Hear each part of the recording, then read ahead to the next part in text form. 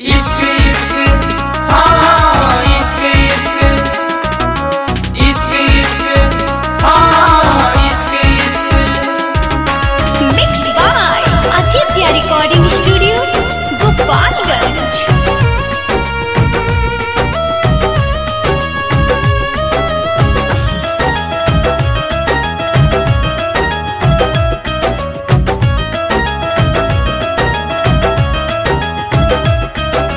इश्क इश्क हाँ इश्क इश्क इश्क इश्क हाँ इश्क इश्क।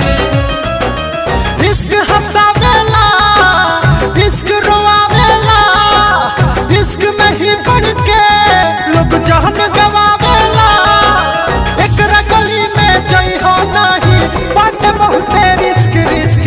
इश्क इश्क हाँ इश्क इश्क इश्क इश्क हाँ इश्क इश्क।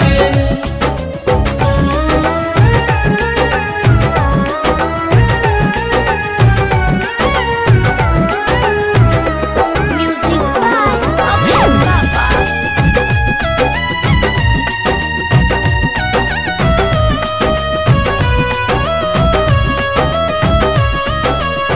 बन के केहू अपन जान होई जाला।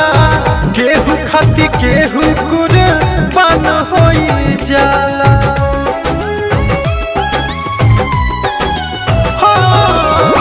बन के केहू अपन जान होई जाला। केहू खाती केहू कुर्बान होई जाला।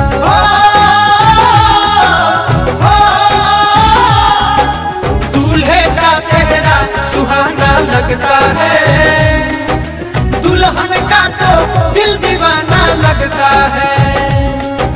पल भर में कैसे बदलते हैं रिश्ते अब तो अपना भी गाना लगता है।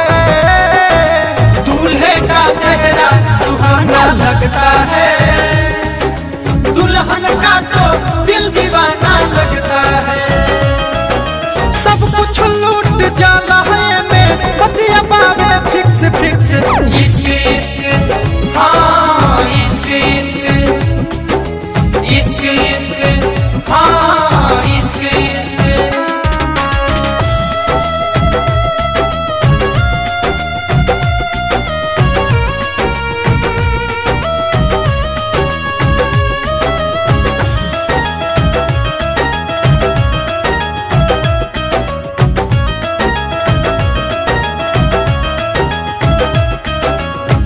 अखिया से बरखा हो खेला खूब लोर के। जब के हुआ अपन दिलवा चल जाला तोड़ के।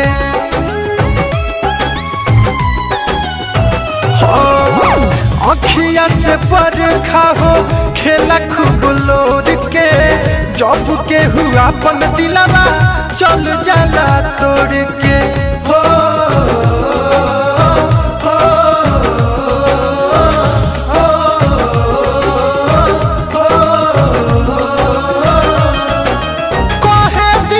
प्यार में हम तो रोल बानी सिस्क सिस्क।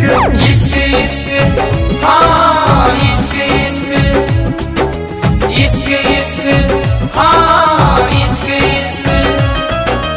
इश्क हंसावेला इश्क रोवावेला इश्क में ही बढ़ के लोग जान गवावेला। एकरा गली में जई हो नहीं बात बहुते रिस्क रिस्क। इश्क इश्क हाँ इश्क इश्क